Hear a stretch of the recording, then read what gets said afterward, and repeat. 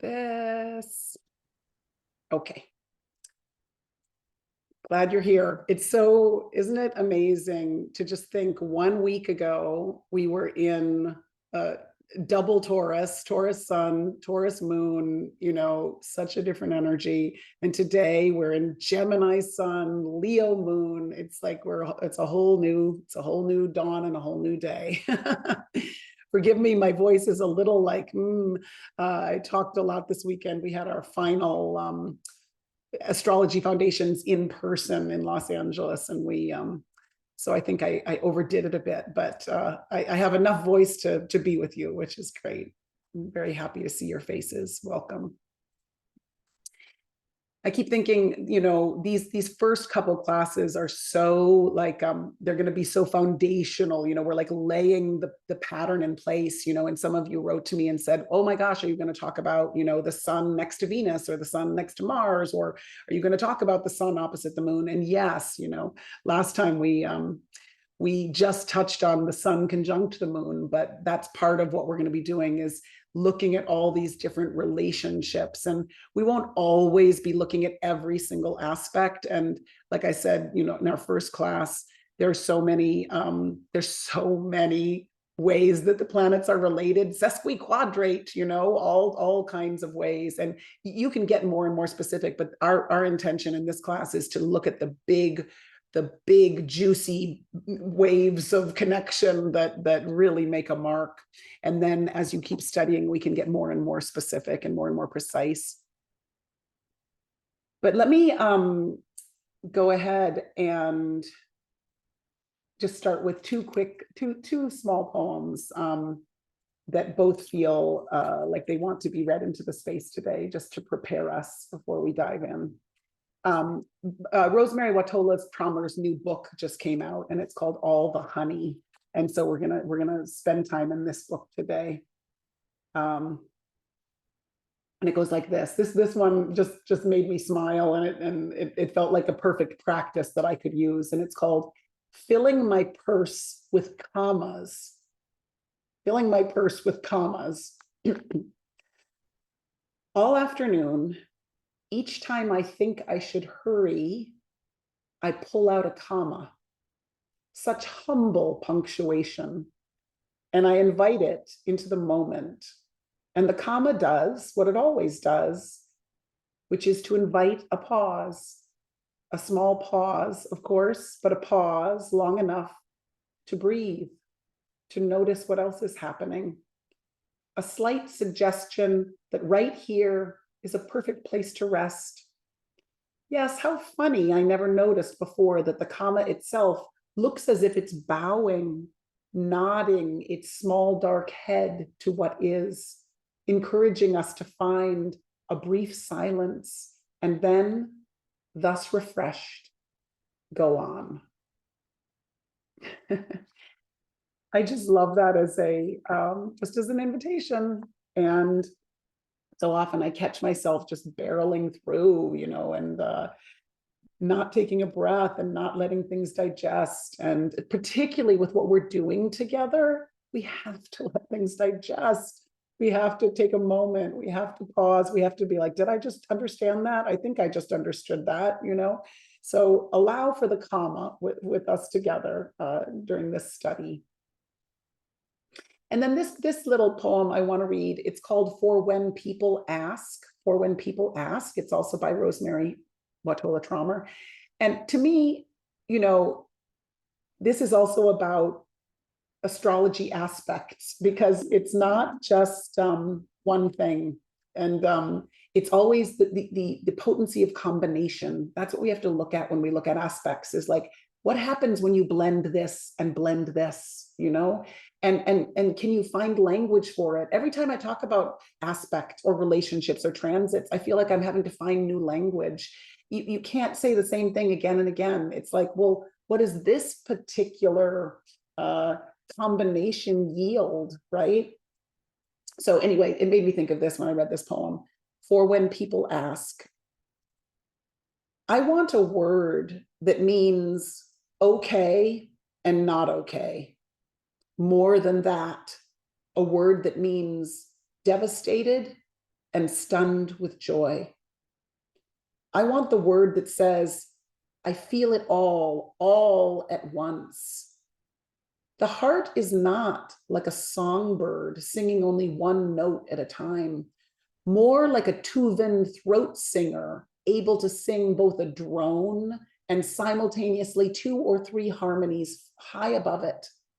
A sound, the Tuvans say, that gives the impression of wind swirling among rocks. The heart understands swirl, how the churning of opposite feelings weaves through us like an insistent breeze, leads us wordlessly deeper into ourselves, blesses us with paradox, so we might walk more openly into this world so rife with devastation, this world so ripe with joy. And actually that's what astrologers do, right? They look at, I mean, I love that description of the Tuvan, there's the drone, there's like the underlying theme, let's say, in a chart, but there are the 2 or 3 harmonies above it, and you want to be able to name it all, right? And you want to be able to name the thread that feels a little hidden. You want to bring it to light, you want to bring it to life. It's never just one thing. So I think astrologers really have to hold paradox, and of course in an opposition in a chart, that's really hugely the case, both this devastation and this joy. Yeah. How are you feeling? Put it in the chat. Say hello. How are you feeling today? I want to feel your little presence here. And let's dive in. Overwhelmed, yes. Optimistic, curious. Good. I always feel about overwhelmed that when we feel overwhelmed, we just have to stop and name one thing, because overwhelmed is a big blanket feeling. And I think that when we can stop and say, okay, of all the things, let me name one thing, that starts the process of relieving the overwhelm. Okay.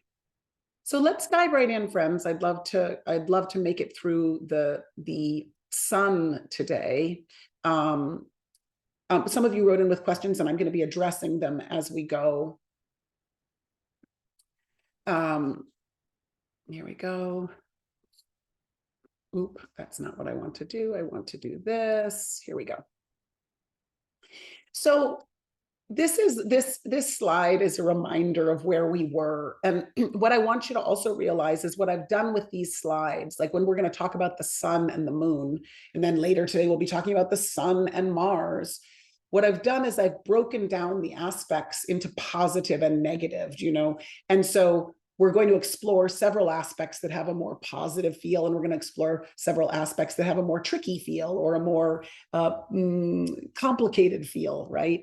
So when we're talking about the sun and the moon, we're trying to figure out how our tender selves, our emotional selves, our feeling selves works or doesn't fully easily work with our sun self, with our doing self in the world. So how does our instinctual behavior, our behavior that we choose or that makes us feel safe, how does that integrate or not integrate with the sun self, So when they're in harmony, there's great flow of feelings and self-expression, and the expression of the feeling life. And when there's trickiness around them, sometimes we feel one way and we're really trying to bust our way through with another, and they have to find a way to communicate. Yeah.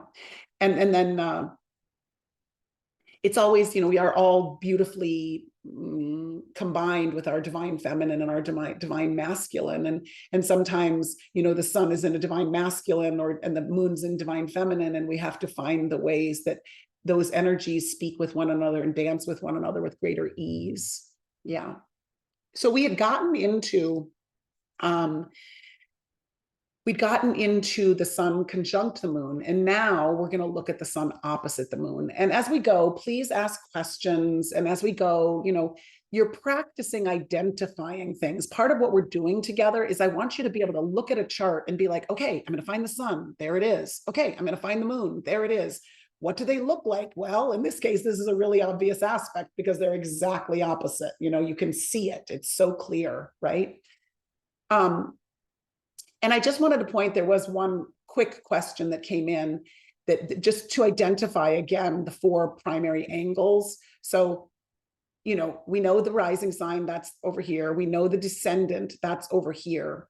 But to identify the IC and the MC on these charts, always just look at the point right between the 3rd and 4th house. That's the key point. So somebody really wanted to clarify that. So this is the IC, that point right between the 3rd and 4th house. And this is the MC right between the 9th and the 10th. And it's in this outer ring.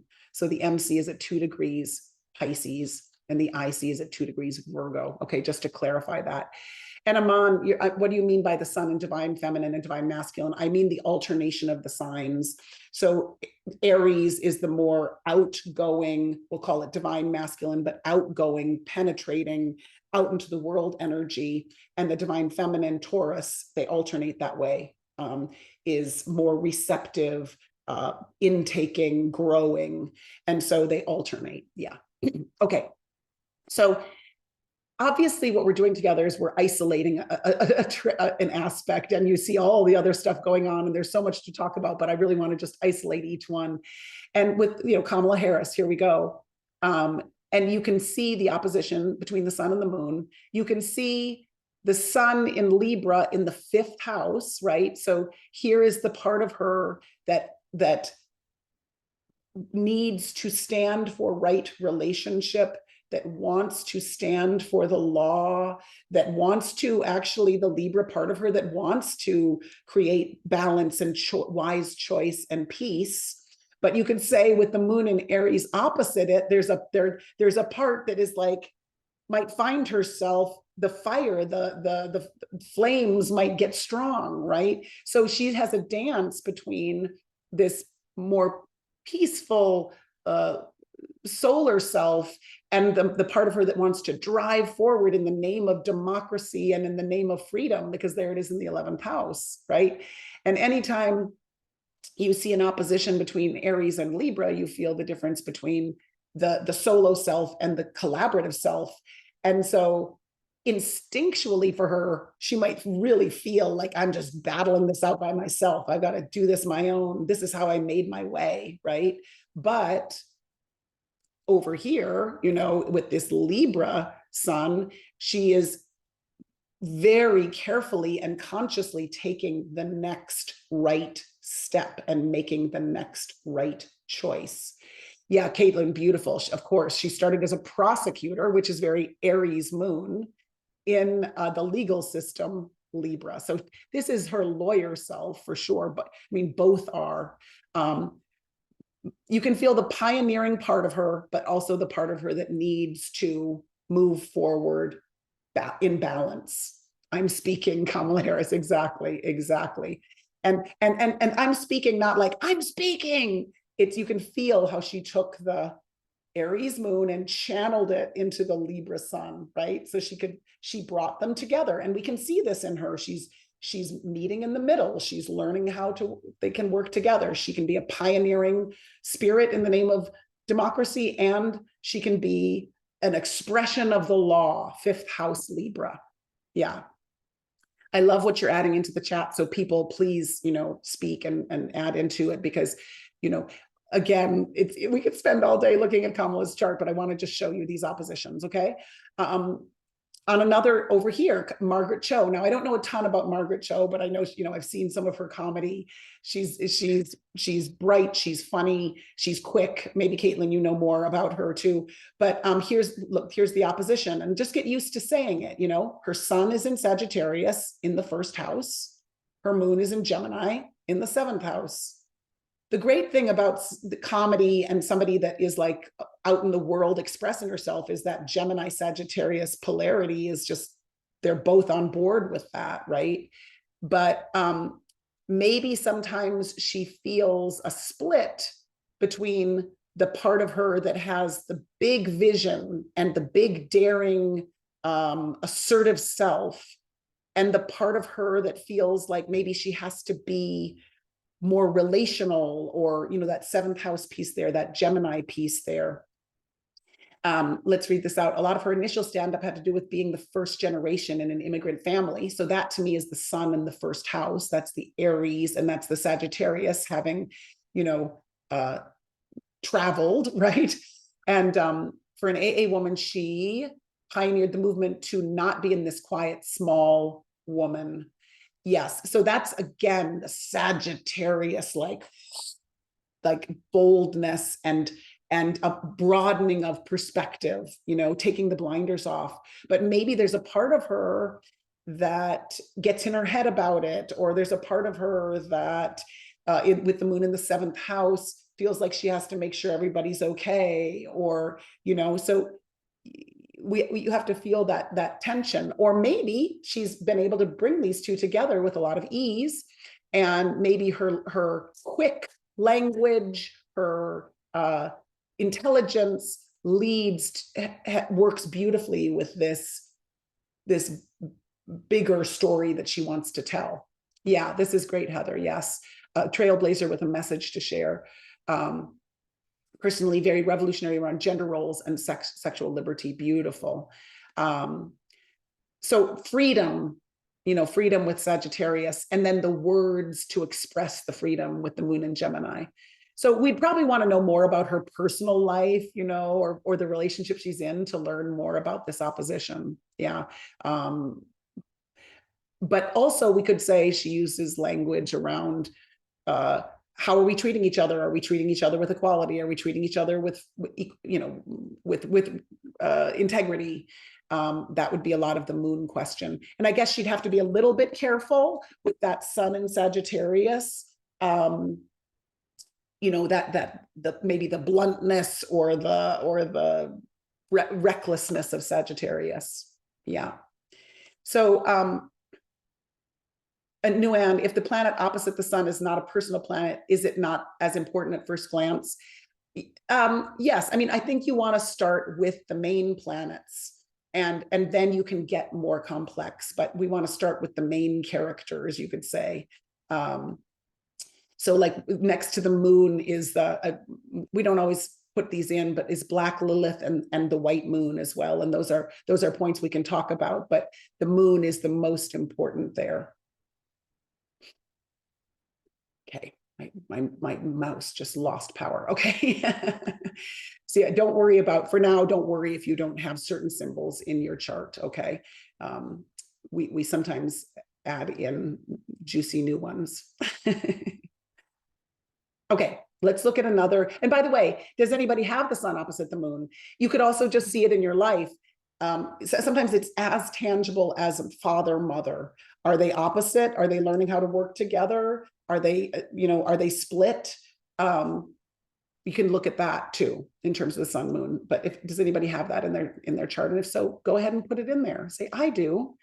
All right, let's look at the sun. Oh, here. Let's look at one more. I'll answer this question. Also, any significance of the center shapes, like Kamala has lots of triangles and Margaret had lots of squares, just random, or can we look at them and distinguish some pattern?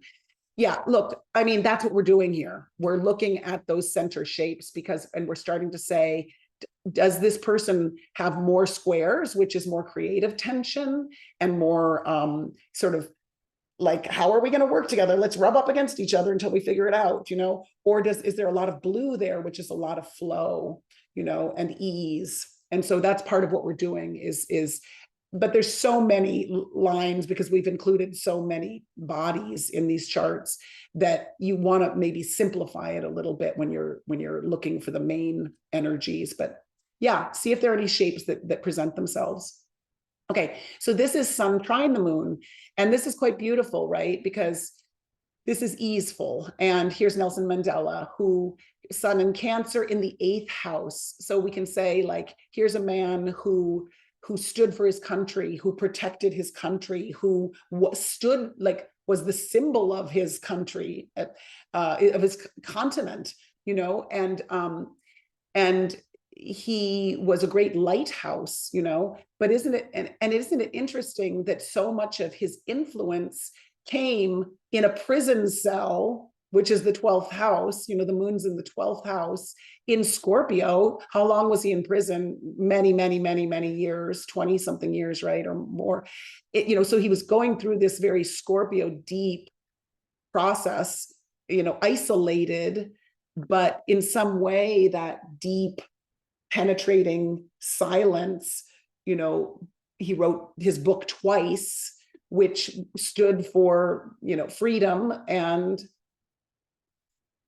right, a whole new Africa. So you can feel the depth of the water here. You can feel the protection. Here's 25 degrees Cancer and 20 degrees Scorpio. So that's 5 degrees off, right? It's 5 degrees off of a 120-degree angle.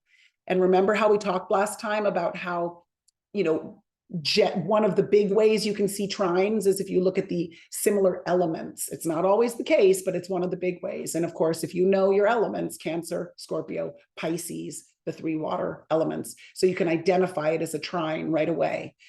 Because, so you just need to practice this.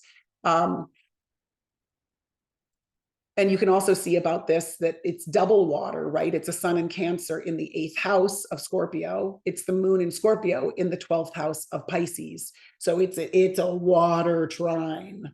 And you can even feel, you could feel in him this deep inner silence that had this incredible wisdom that came through Scorpio struggle. Yeah. Anything else about Nelson Mandela that anyone notices, or that I better not get into it, but of course, right at the midheaven, there's Mercury in Leo. So he was again the voice, the heart voice for the moment and for his country and continent.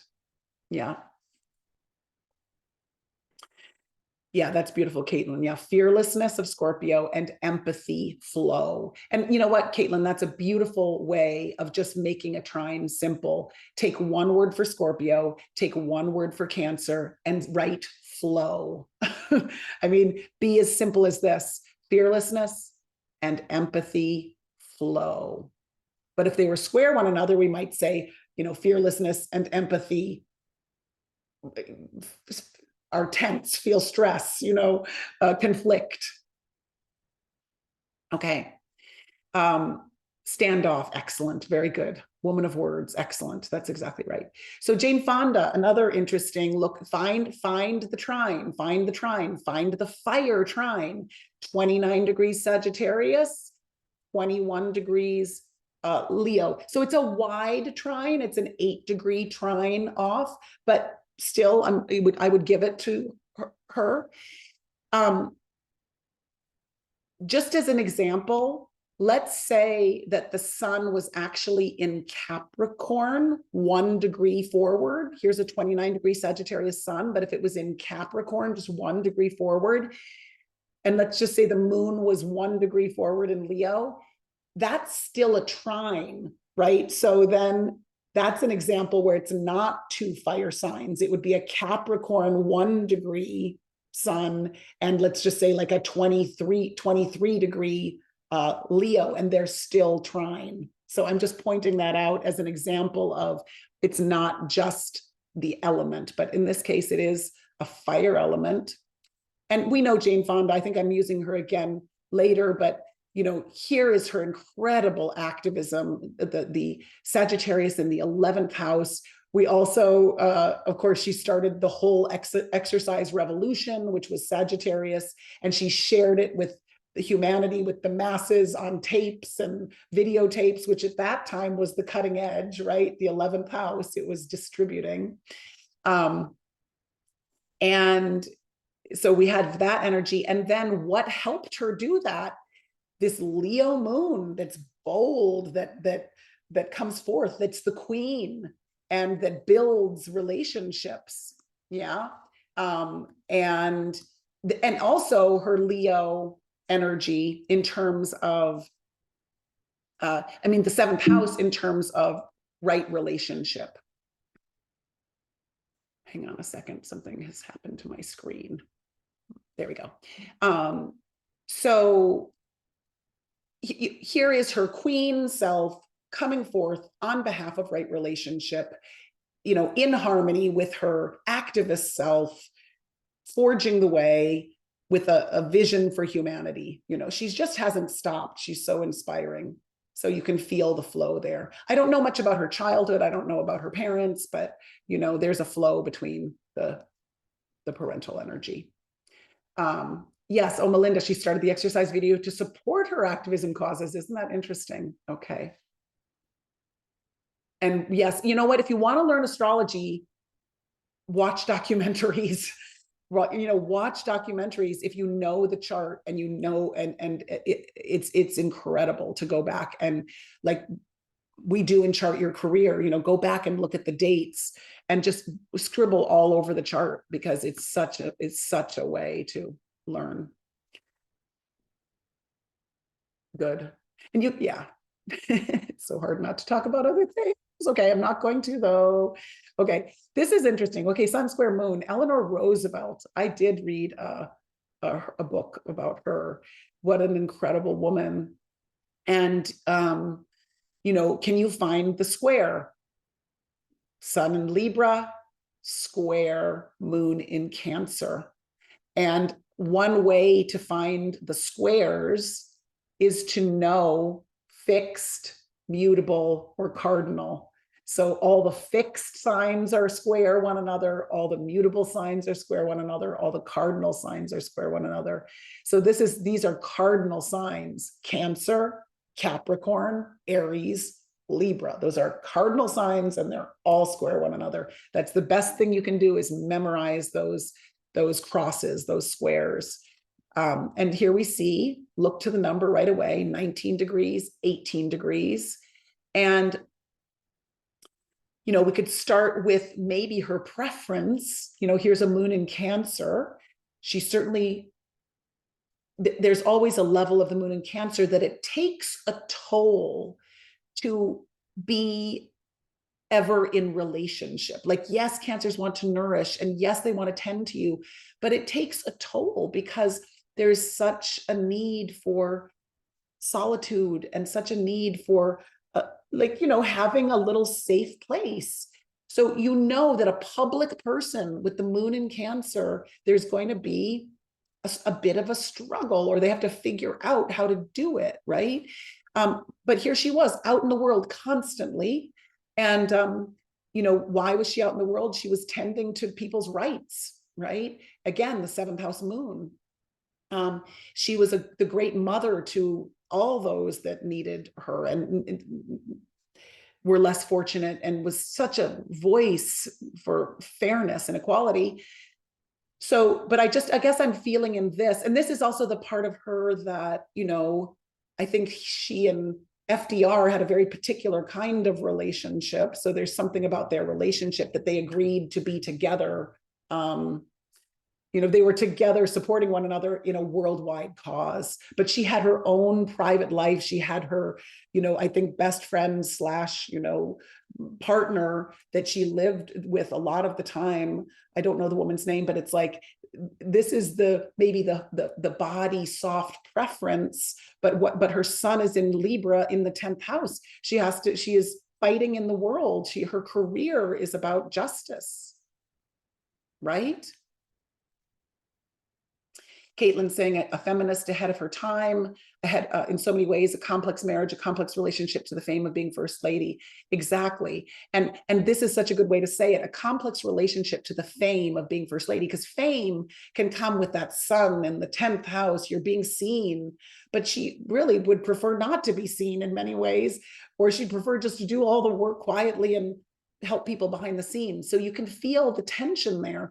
But of course, it worked for her. She made that, like every true spiritual student takes a square and says, I want to make this feel like the best conjunction in the world. Yeah.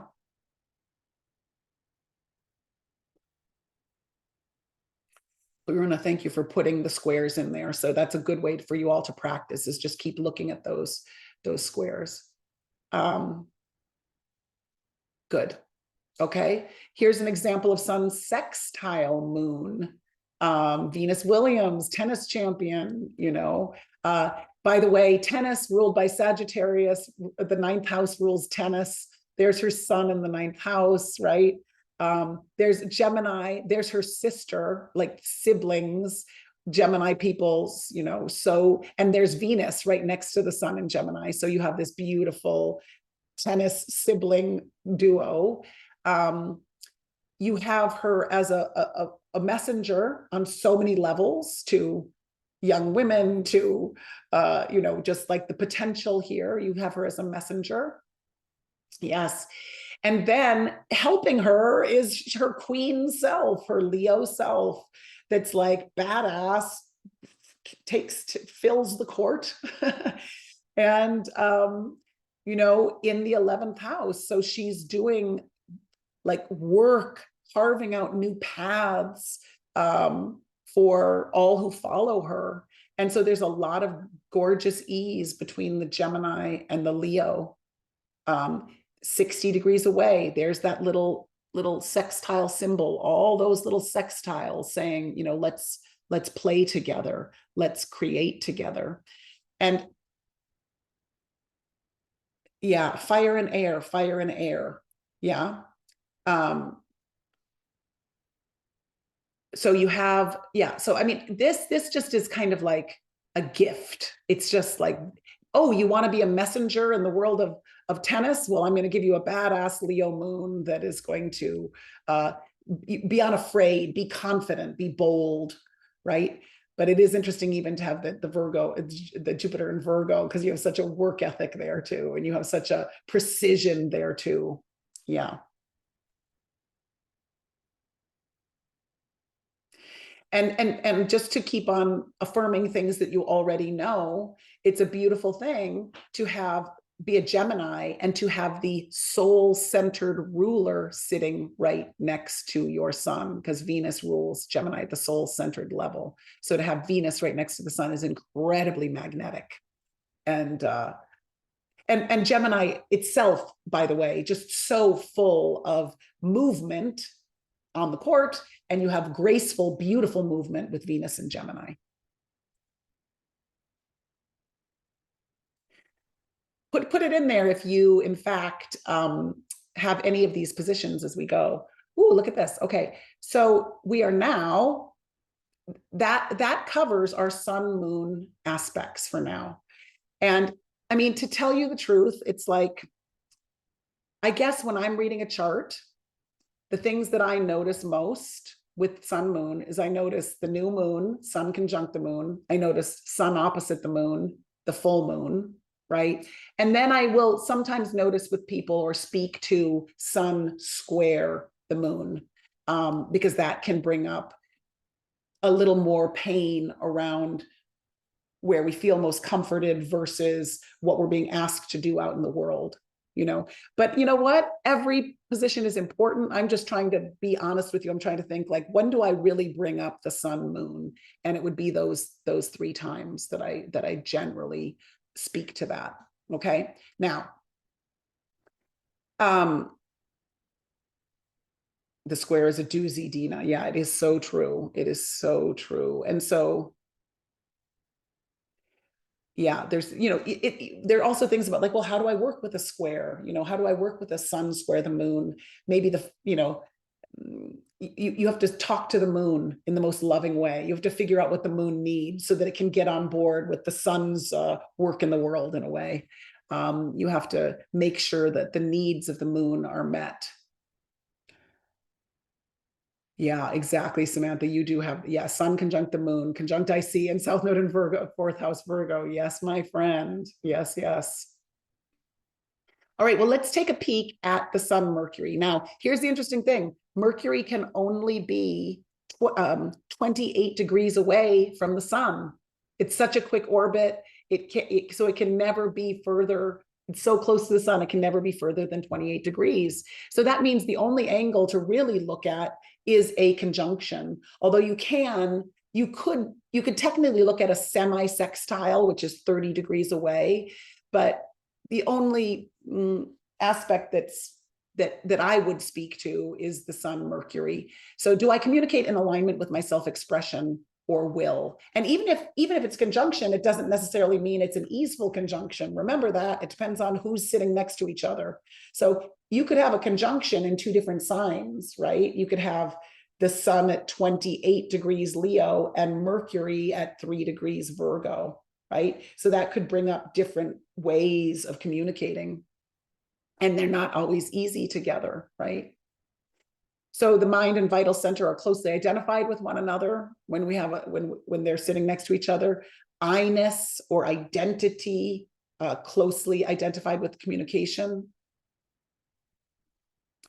And then so, the negative is more like issues with being understood. Am I sharing what I want to share? Is my communication actually supporting what my son wants to do in the world, right?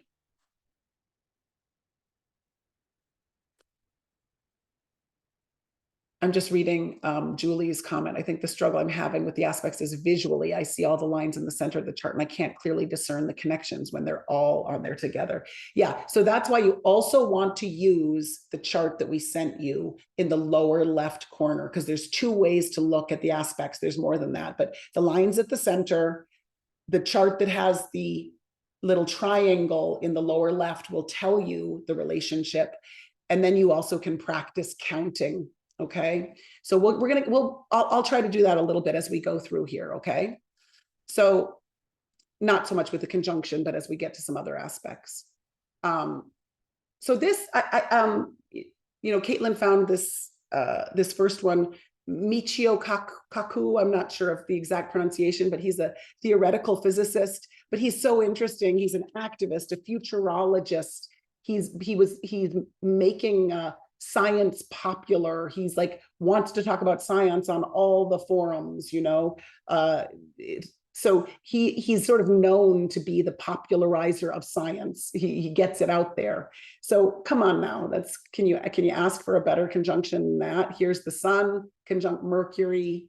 It's only 1 degree away in Aquarius, the sign that rules science, in the 5th house, the house that rules expression, that rules I will lead with this. Yeah. So this is just a great example. A lot of times with scientists, you'll see strong Aquarius, but he also wants to not just research it, he wants to speak about it, and he wants to popularize it, and he wants to get people excited about it. And maybe he wants people to feel pleasure studying science, right? So that's very interesting. I mean, just see people that have a voice in the world really strong, is Mercury, how close is Mercury to the sun? Yeah, a couple of you are putting in this Mercury sun conjunction. Very good. So this, Hans Christian Andersen, writer of all the fairy tales, right? And again, it's just such an obvious example, but it's great. So 3rd house is the writer, right? And when we think of fairy tales, who do we think of, right? I mean, there's this Aries forerunner energy, and both Aries and the 3rd house are ruled by Mercury. So it makes the Mercury even stronger, right? And what else makes the Mercury even stronger? It is the esoteric ruler of Aries. So not only do we have Aries, but we have the esoteric ruler sitting next to the sun. Stephanie's saying, is sun still considered conjunct Mercury if another planet between? Yes, absolutely, doesn't matter. As long as, yeah, absolutely conjunct. All those are conjunct, Stephanie. Your sun is conjunct Pluto, is conjunct Mercury, is conjunct Jupiter. So you're going to want to break it all down. You're going to want to study, my sun is conjunct Pluto, my sun is conjunct Mercury, my sun is conjunct Jupiter. You're also going to want to do Pluto is conjunct Mercury, Pluto is conjunct Jupiter. You want to break them all down. So yeah, that's a great question. Don't ever worry if there's something in between, as long as the conjunction is within 8 to 10 degrees. And it is always really interesting when the sun is in one sign and Mercury is in another, so like I'm an air, Bruna is too. I'm an air, we're Aries with Mercury and Pisces, right? So we're Aries, which has all this fire, but Mercury as the esoteric ruler is in Pisces. So there's this sensitivity, or there's this poetry, or there's this like, maybe I'm not going to come forth with all that Aries when I'm trying to articulate something, you know? So it can definitely color and make some interesting tension just with it in a different sign.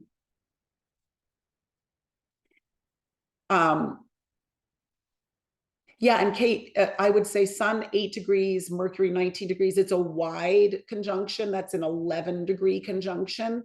But again, they're in the same sign. And so feel into it. Like, how closely identified are you with Mercury in your chart? Yeah, and for you, Melinda, you have a 7-degree Capricorn sun. So think about this, guys, a 7-degree Capricorn sun and Mercury at 27 degrees Sagittarius. So how far apart is that? We take 27 degrees Sagittarius of Mercury, then we go 28 degrees of Sagittarius, 29 degrees of Sagittarius, and then we get to Capricorn and we count to 7. So it's basically a 10-degree conjunction between her Mercury and her sun.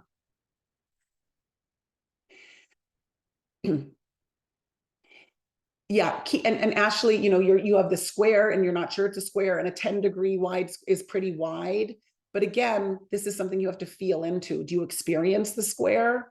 Even if it's 10 degrees and that's pretty wide for a square, it's very wide for a square, still feel into it, okay?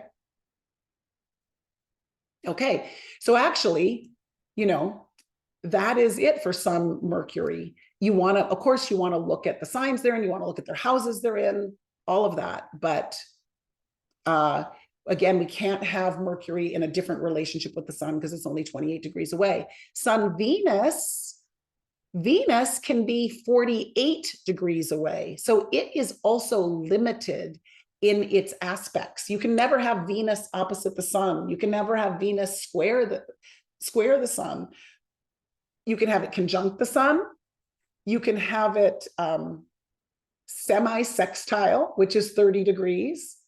And you can also have it, we're not going to talk a lot about this angle, but you can also have it semi-square, which is half a square, which is 45 degrees. Okay. And that's a tense aspect. So, you know, that aspect can bring in some relationship issues, that kind of thing. In the way that it's marked, it's like a V like that, a semi-square. So Sun Venus people, do I love an alignment with my individual expression? So Venus Sun people, like we saw with Venus Williams, Sun Venus people. By the way, isn't that cool? Her name's Venus and she's got Venus conjunct the sun. And I'm sure they didn't know that. Come on, that's kind of cool. All right. But Sun Venus people are very magnetic, often very beautiful inwardly or outwardly, very attracting, magnetizing, often a love of beauty or art, often an emphasis on creating beauty in the world, often could be something to do work with women, with Venus conjunct the sun, sometimes a lot to do with illumination because Venus has so much to do with the Ajna center and light. And then, you know, the only tricky parts or dangerous parts might be a little bit of laziness or overindulgence, or the semi-square, like I was saying, can lead to friction with partners or in love. Yeah. I like this image that Erin chose for us. It's so beautiful. So let's look at a couple of them. Judy Bloom. So whenever I see Venus conjunct the sun, and this is a, you know, this is a good example. Here's Vulcan in between, but they are absolutely still conjunct, you know.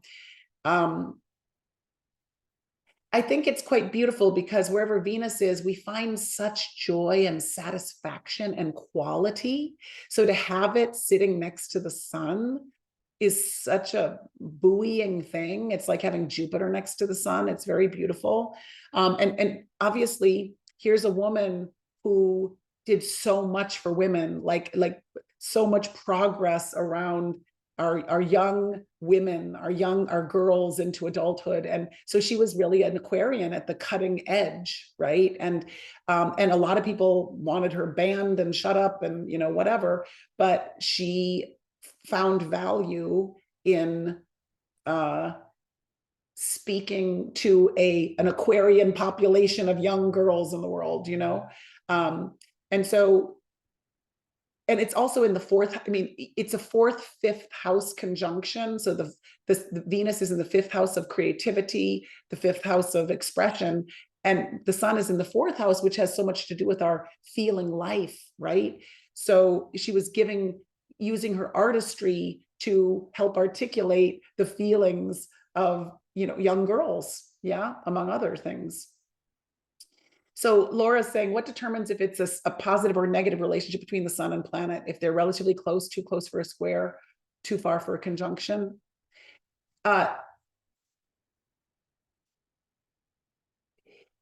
We're looking at different aspects here, and different aspects have different qualities. So a conjunction can be positive or negative. A square is generally more tense, So we give general labels to me. I'm sure I'm completely understanding your question. Sometimes they're not in relationship at all. Sometimes the sun is 17 degrees away from Venus, and that's not a typical aspect that we're going to look at. So we're sort of categorizing the aspects, positive or negative, which is too simplistic, but that's what we're doing. Yes. Okay, good. You're making some discoveries here.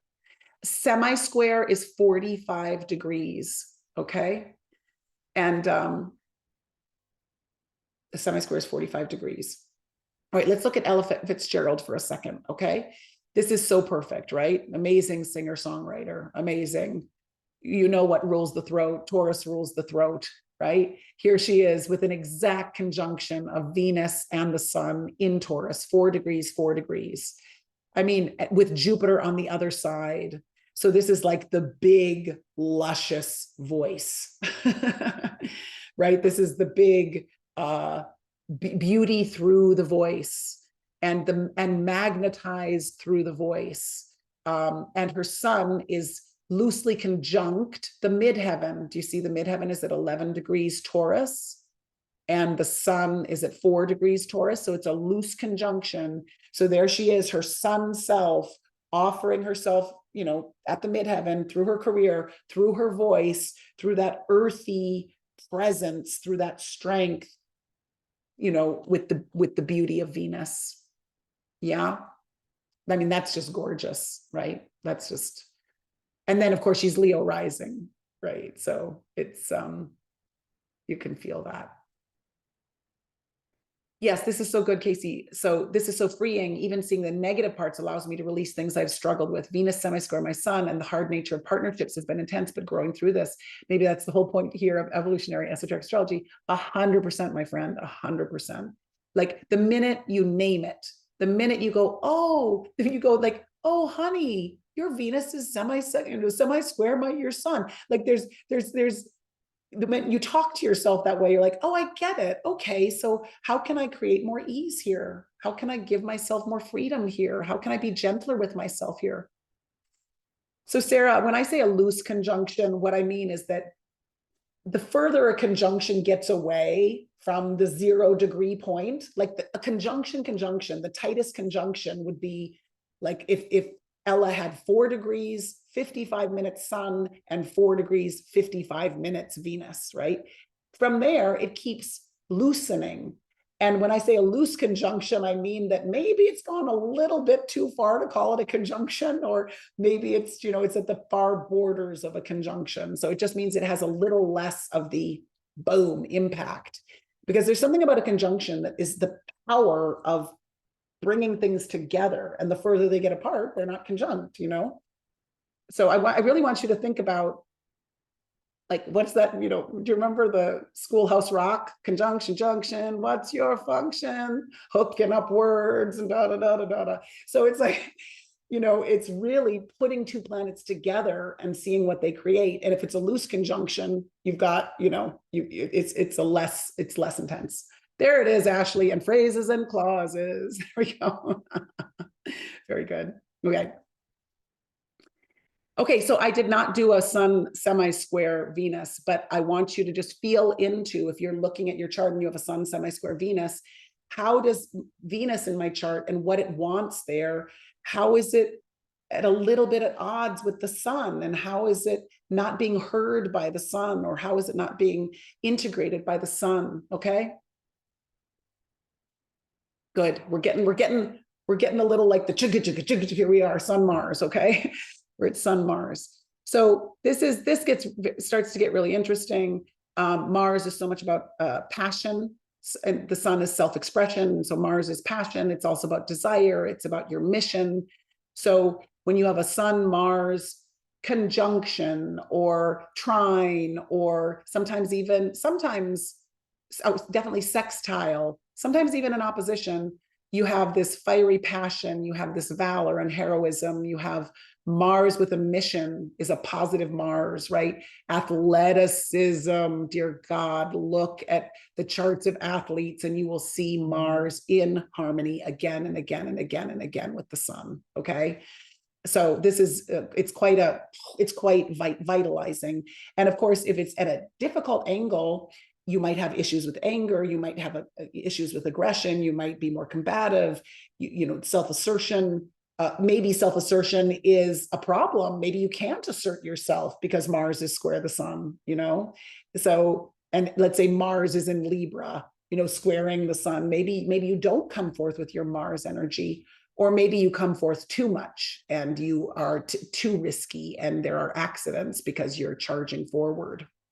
So like Ariel, you've got the Sun Mars conjunct in the 10th house. I mean, that's beautiful because, and it's in Virgo, which means your work ethic is incredible. And I know it is. And, it's this drive to refine and accomplish, right? So let's look at some other people that have Sun conjunct Mars. AOC, friends, AOC, there she is. Right there, 15 degrees Mars in Libra, Sun at 20 degrees Libra in the 10th house. So again, it's kind of like Kamala, we've got this incredible drive, like give me a mission, Mars says, to create fairness and right relationship. And, here she enters Congress as a young woman, and she's fighting for youth, and she's fighting for women, and she's fighting for, right relationship, and she's not afraid. And boy, like talk about extemporaneous speaking, right? Like I think there's something about that Sag rising in there as well. But this is also the drive to do what she did so early as well, right? And then here's another good example of Mercury right at the midheaven again, 2 degrees, 6 degrees. Yeah.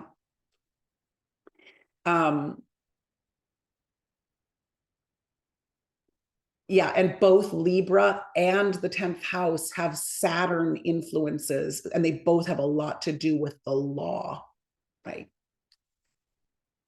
Okay, here's another example, Steven Spielberg. Here's one that's not in the same sign. So here's 26 degrees Sagittarius.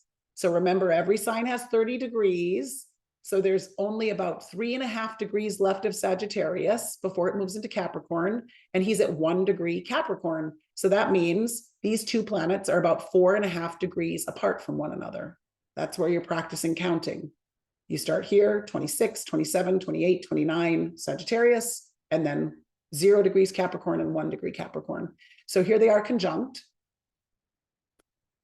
Steven Spielberg, incredible storyteller, right? Visionary. In the 6th house, great editor, great editorial eye, but look what he's done. Look at the work ethic that it's required. Look at the climb that it's required, Mars in Capricorn, right? So if he just had Sagittarius without that Marsy Capricorn, like grounding it all and saying, we're building this, he, might not have accomplished as much, but incredible drive there. Yeah. Molly is saying she has the sun in the 5th house, trine Mars in the 9th house. So we'll get to a trine, loosely conjunct your midheaven. Yeah, and tennis, yeah, you'll see this. You'll see the athleticism for sure. Here's a sun opposite Mars. I think this is really interesting. Simone Biles, because she, remember her whole stepping out around her mental health, right? Like she did incredible service to athletes, right? And to bring in the mental health piece. Obviously, she still has the incredible athleticism. There's the sun in Pisces at 23 degrees, opposite the 27 degrees Mars in Virgo. So you have the Mars in Virgo, which is such drive, such precision in her house of career. I mean, that's gymnastics for sure. It's like that precision and that the body is rigid and, at the same time flexible, but, you can feel that there. But I'm thinking about the fact that she really stood up for her own mental health, and the Virgo Pisces axis has so much to do with that. And she's clearly a deeply sensitive being with the sun in Pisces in the fourth house. She probably, what happened is, here she is, this deeply sensitive being, but she's like, I'm living in my Mars in Virgo and I'm going to be the best, gymnast in the world. So she drove herself with this Mars, and she drove herself with Sagittarius rising and Pluto right on the ascendant. And then what happened? She remembers that you can't just live here, that you have to remember that there's this deeply emotional, sensitive foundation. Yeah.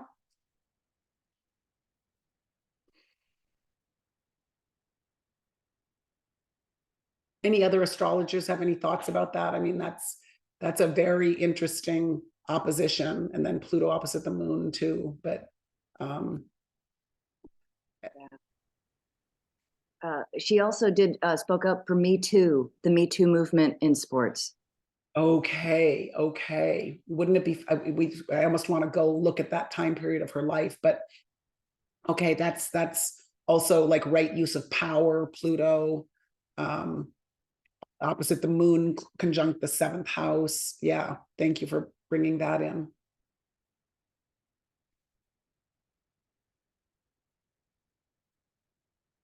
Good. Okay. You doing okay? Everybody hanging in there? We're busting on through, babes. All right, here we go. Sun trine Mars. Oh, I love these. I love these.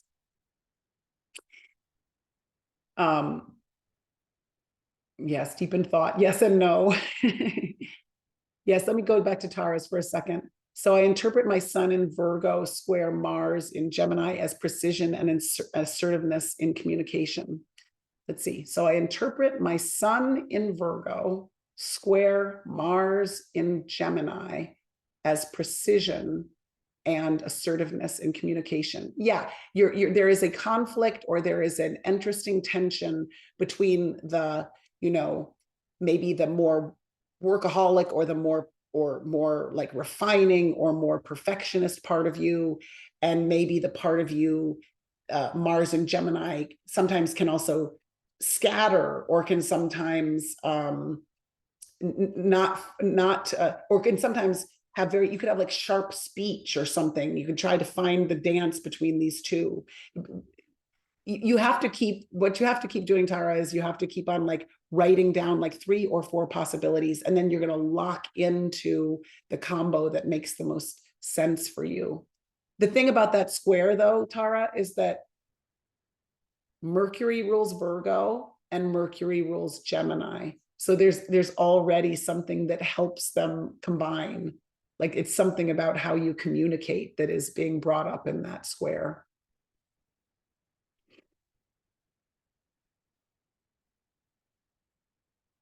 Good. And Kim, yes and no. So you can also write other things. Like if you need help, reach out, okay? Around how you're doing. So Abraham Lincoln, this is a really great trine. So again, he's an Aquarius rising. He's the sun in Aquarius. Like what a humanitarian. Bring all the enemies to the cabinet. Everyone has a voice, because we are trying to grow a country together, right? So this deep, beautiful Aquarius energy, supported by Mars, in Libra, and Mars in Libra only wants to fight for right relationship. And he's president during a war so Mars is in the 8th house, right? So he's not afraid to face the darkness with Mars in Libra in the 8th house, but Mars is willing to fight the fight for democracy, equality, freedom. Yeah. Can you see that? Julie, we do how do we know exact time? We do a lot of research, and particularly on astro theme, like they'll give credit, they'll give ratings to how precise the birth time may or may not be. And, there are sometimes records, yes, even that far back, or sometimes people rectify a chart. I'm not sure about, I do think we have the exact time for Lincoln. I do. Family Bibles, that's right, Samantha. Absolutely. Absolutely. Okay. And then RuPaul. That's a fun one. Again, I don't know a ton about RuPaul. I mean, I love, I've watched a little of the drag race, but it's so interesting to feel Mars in Cancer. I almost want to say like the fight for inclusion, and the mama papa bear and the cubs, and like, I stand for a lighted house where you beautiful drag queens all come and we are going to make something beautiful together. I mean, I kind of like love that. And that it's in harmony. There's 18 degrees and 25 degrees. So it's a loose square. Remember, they're both water, Mars in Cancer, Sun in Scorpio. And there's something about his sun in the 6th house, about the precision, about the beauty that comes through precision, and the fearlessness, like Caitlin was saying, like fearlessness flows with inclusivity. Yeah.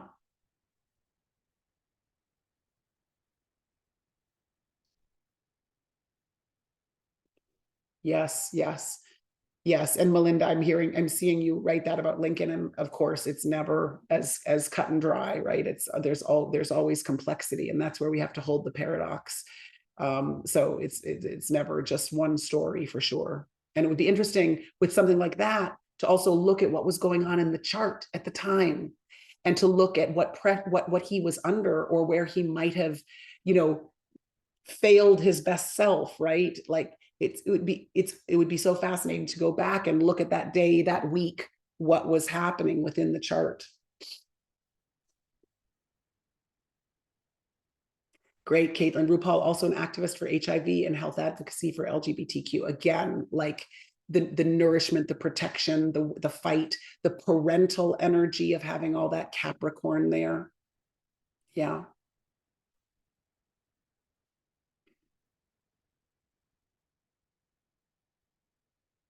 Okay. Sun square Mars. Sun square Mars. See if you can find it in the chart. And, we don't know all the stories about these people, and we don't know what all the inner struggles, of course, but Agatha Christie, again, like maybe Caitlin, maybe you know a little bit more about, I mean, I don't know a ton, obviously, a prolific novelist, obviously great. And she was kidnapped or disappeared for a brief number of years when she was growing up. What? What does that mean? Like, what's it? I know, but I always think of it with her Mars conjunct the ascendant in the 1st house, and then the 8th house sun, that there's a secretive, she didn't talk a lot about it with others, yet she wrote these novels that often involve kidnapping and sudden violent. Wow. Yeah. That's a great example of an 8th house sun, like some childhood secret or some childhood trauma, I mean, I was just looking at the square in terms of like her writing, and I was thinking, well, here's this prolific storyteller, Mars in Sagittarius at the Sagittarius ascendant, right? Prolific visionary of, I mean, she probably had a vision of all the things she wanted to write. And then but also this precision, this huge demand of the Virgo sun, to be refining, to be editing, to be, showing up on the page daily. And so, the Mars is going to be demanding a lot of that sun. And also, the tension, like Sagittarius just wants to be free to write, and Virgo's like, it better be, it better be really good, and we better, be the incredible editor. So it's the tension between the editor and the one that just wants to gallop and tell the story. Yeah. Yeah, and Aman, I think it could be Pluto and Gemini as well. Yes. Deep, dark secret fueling the writing or communication. Yeah, you'd want to look at Pluto in all its aspects as well. She does have a Pluto moon trine, which is interesting because the moon is a lot to do with childhood, and Pluto is, can be about the deep dark. Good. Okay, and Eddie Murphy here also, I was thinking about what it is to have a 12th house Mars in Cancer. Like, to me, that feels like a real, like, hidden Mars, but when it erupts, like it feels to me like a very protected Marsy energy.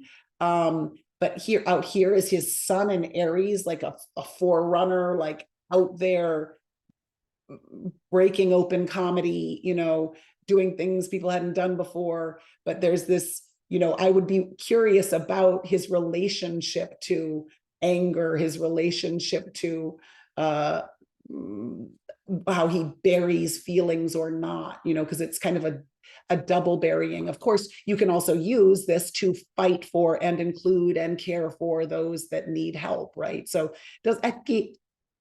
I don't know, doesn't he always talk about how he takes care of his entire family or something? So this is the part of him that might be like, I'm gonna be out there doing the Aries thing because I do want to take care of those that I want to take care of. Yeah. Okay, good, Caitlin. Wildly private off camera and wildly extrovert on camera. Perfect. Yes, exactly. Wild extroversion in the sun, wild introversion in the Mars. Yes.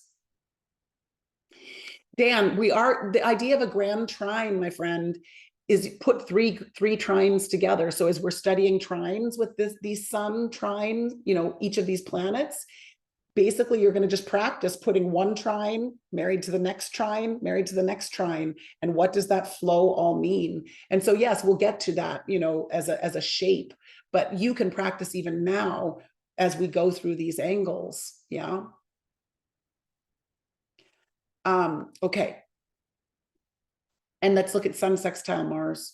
Let's look at this in terms of, again, another athlete, Shaquille O'Neal. Here it is, Mars in Taurus, huge body of strength, the will, the power, right? Like you just feel that in his Mars in Taurus. But isn't it interesting with Aries rising and a Venus in Aries that he also has, like, he has a forward moving power. This is like more the ooh, right? But he's got that sextile, his sun in Pisces in the 12th house. I almost want to feel like this is like invisible power or something, like the will that can be everywhere on the court or something, a Pisces sun in the 12th house is like water, but he's like the bull with water, or like this huge presence that somehow is very full of fluidity. Yeah. But again, I just bring that up because, again, another remarkable athlete with an exact sextile, 16-16. Okay.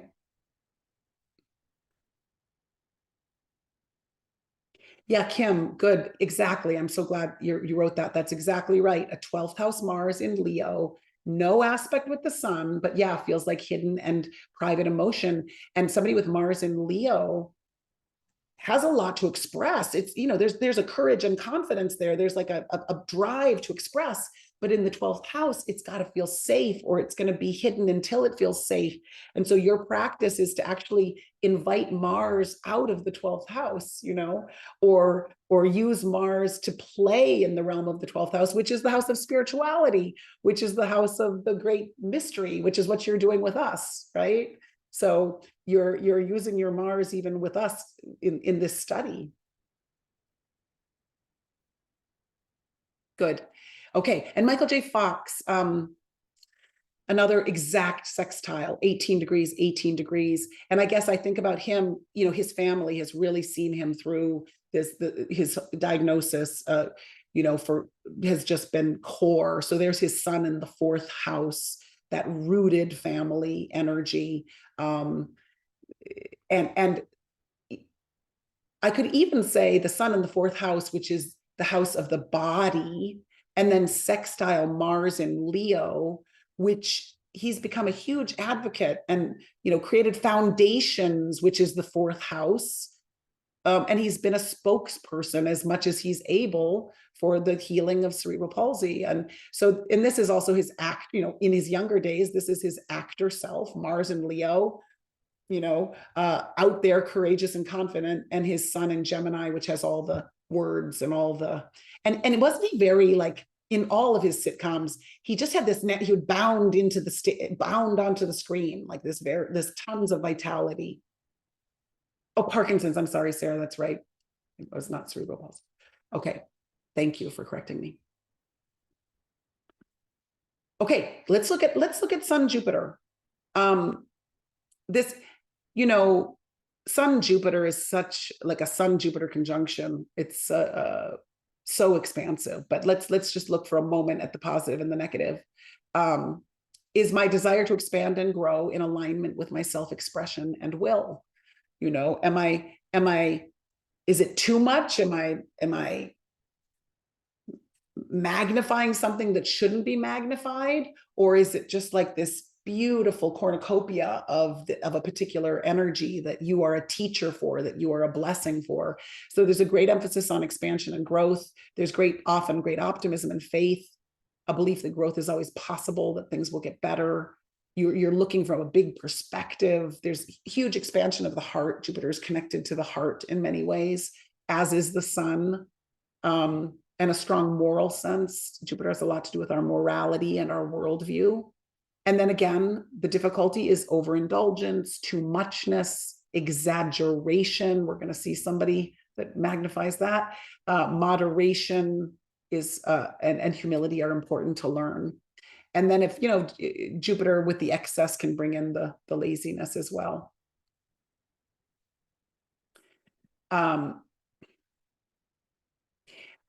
is creative tension, again, if the conjunction is in a different sign? It could be, but it could also really help give the gift of Jupiter, because you have 2 slightly different perspectives. You just have to feel into what each sign brings. But it doesn't necessarily mean creative tension. It could bring in a real interesting help. So look at these people with Sun conjunct Jupiter. Okay, this is such a nice, I guess both music again, but Mick Jagger, dear God, I mean, he is the embodiment of Leo, right? I mean, it's just strutting on the stage. What was the song? One of the songs they're most famous for is "God Gave Me Everything." Talk about a Leo song, right? God gave me everything. And, just he is the exaggeration, the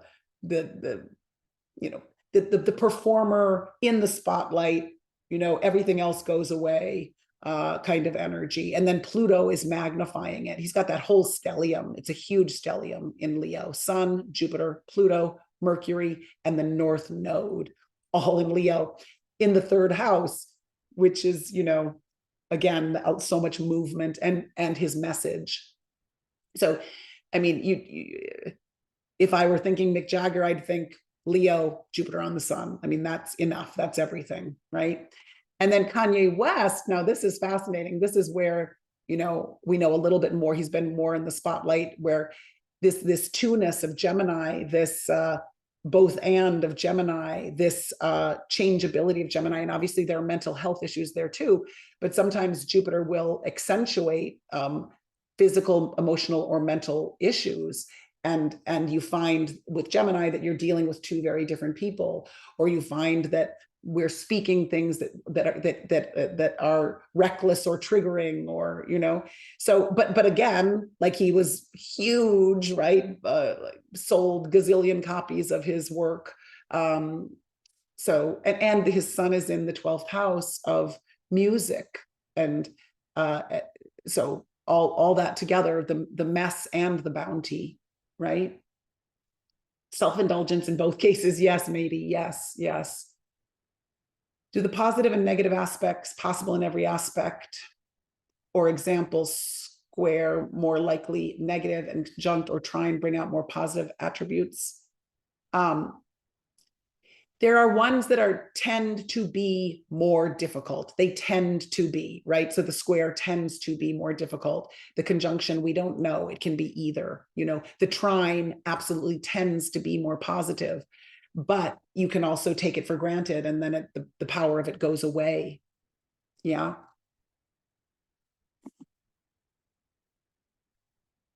I've been talking a lot. Do any of the other wonderful astrologers have anything to say?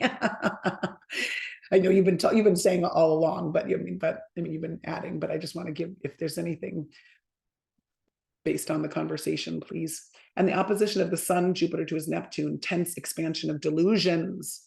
Ooh, look at that. She's absolutely right. Look at that opposition. The expansion, Jupiter, of delusion, Neptune. Yeah. And so Gemini wants to get it really clear, and it wants to be intelligent, but Neptune can make things really hazy, and the fantasy can come in.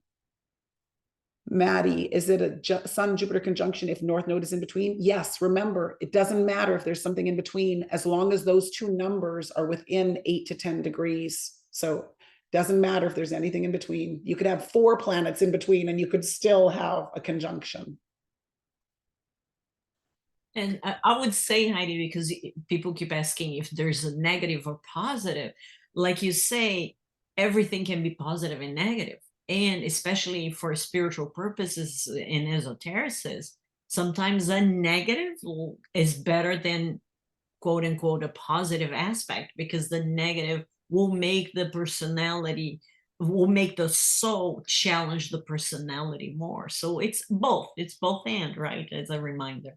Thank you. And beautifully said. And in some ways, as we move along in this practice, we should just take away the positive and negative, but it's a first step along the way, because it's just all relationship. It's like, is my relationship with my mother positive or negative? Is my relationship with my cousin positive?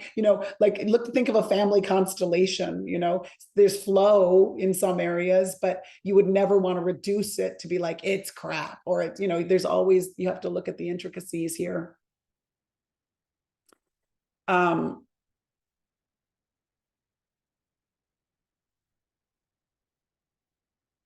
Okay. Melinda, I'm going to get back to you on that. I want to look at your chart. Okay. I want to look at it, and I'll write you back about that.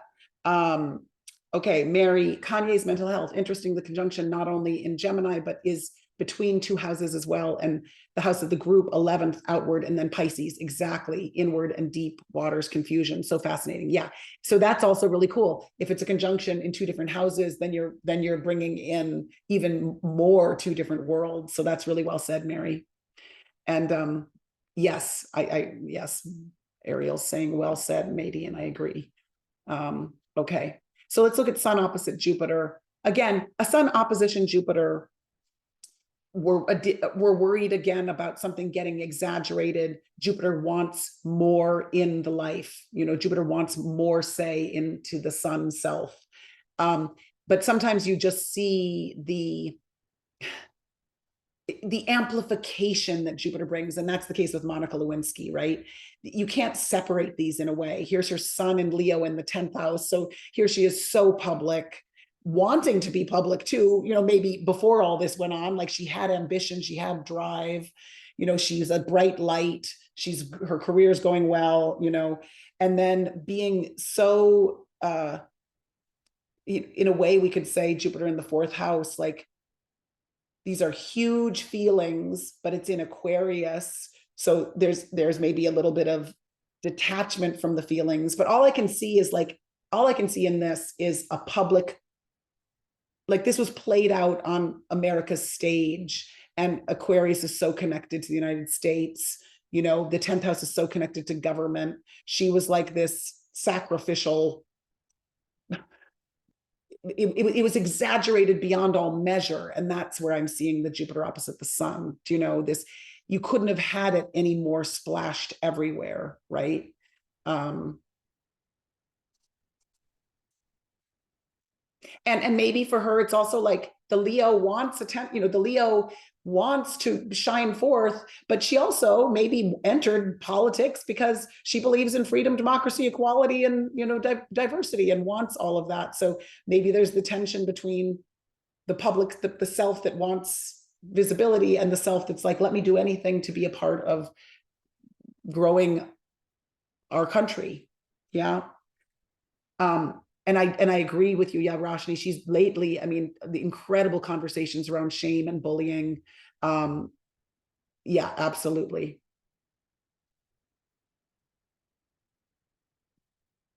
So this is just, I guess I just feel the exaggeration of this on the public stage, the Jupiter opposite the sun. And then JD Salinger, now you've learned something, so that he has sun conjunct the moon, and he's got a new moon in Capricorn, right? But again, feel the tension here. Like, this is a person whose book, the book was like, boom, this was Catcher in the Rye, right? It's the book that everyone read for a gazillion, for many, many years. It was splashed forward, public, the sun is on his midheaven. But here's Jupiter in Cancer in the fourth house saying, leave me alone. I just am going to go hide. I never want to write again. Go away, right?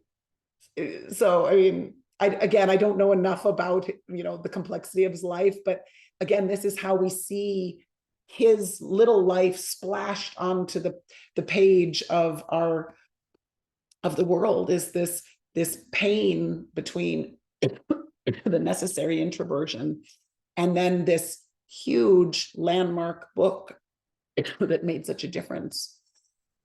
I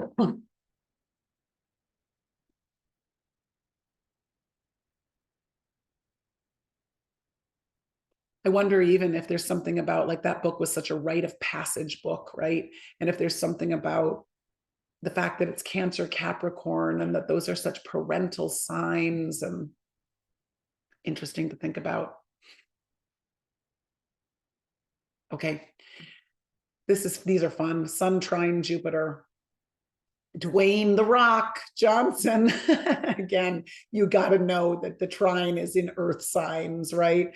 Here is his Jupiter in Capricorn, earth, earth, earth, his sun in Taurus, earth, earth, earth. This is solidity at its best, right? This is the rock of, and he's huge. That's another Jupiter thing. It just makes people huge. Okay.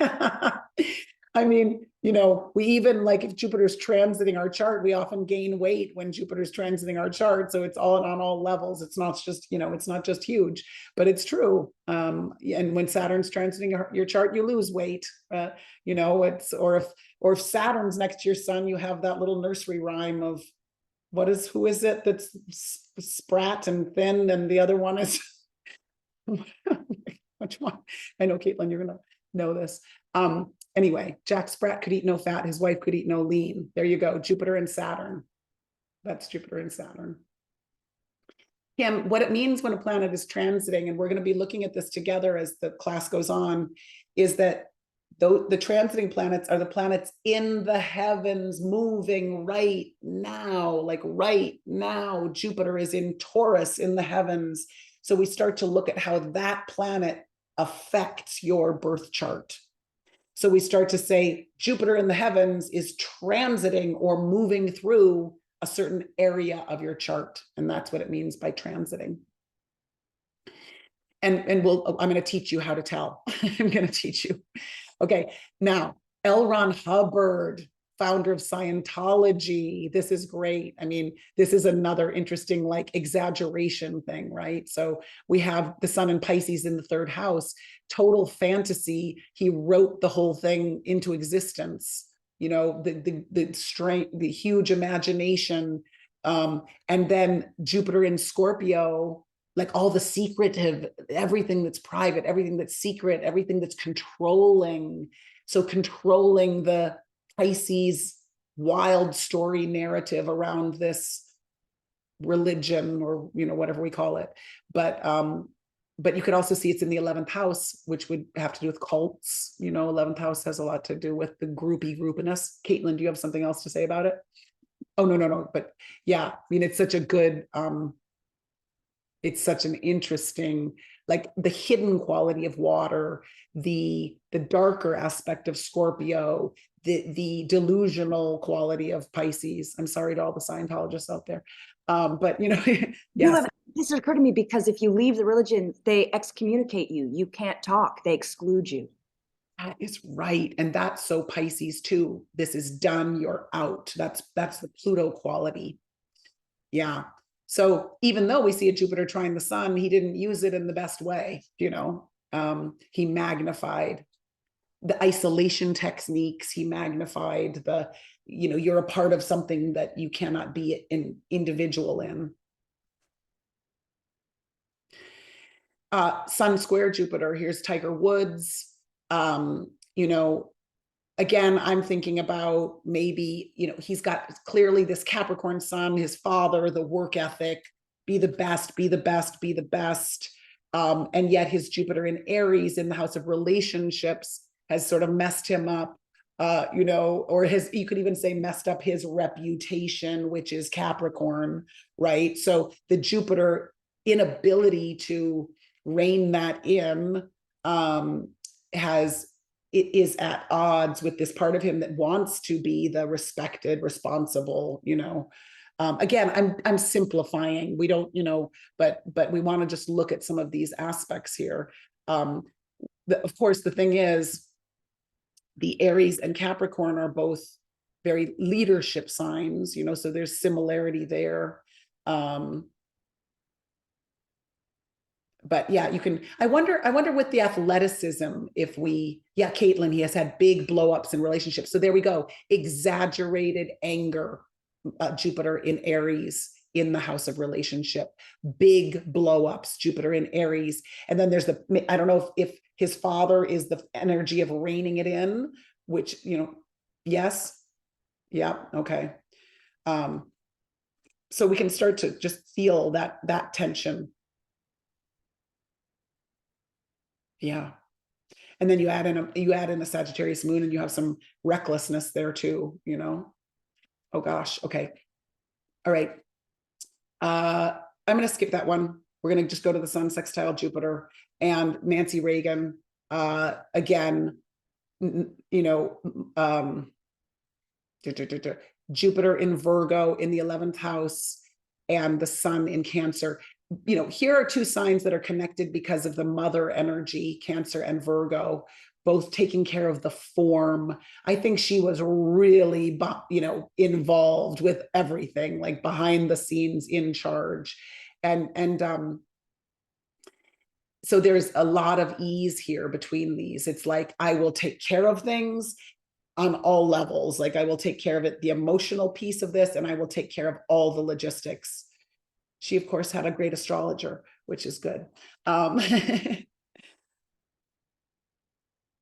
there is ease here. And then she also had Saturn sextile her sun as well.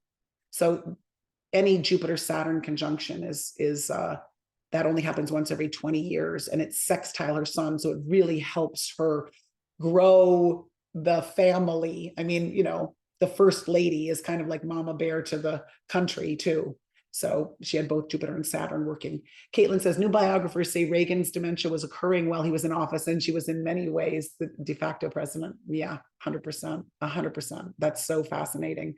Like, talk about being able to hold it together, have the structure and yeah, that makes so much sense. All right, my friends. Good work. Again, please feel free. Kim said, can you do a whole series where you and all the amazing students and teachers and astrologers focus on the conversation between one of us and our charts to learn how to read them? Yes, yes, absolutely. Absolutely. And I sort of just want to get us moving in the rhythm. And then I have all your charts. So we'll bring in your charts as well. Okay.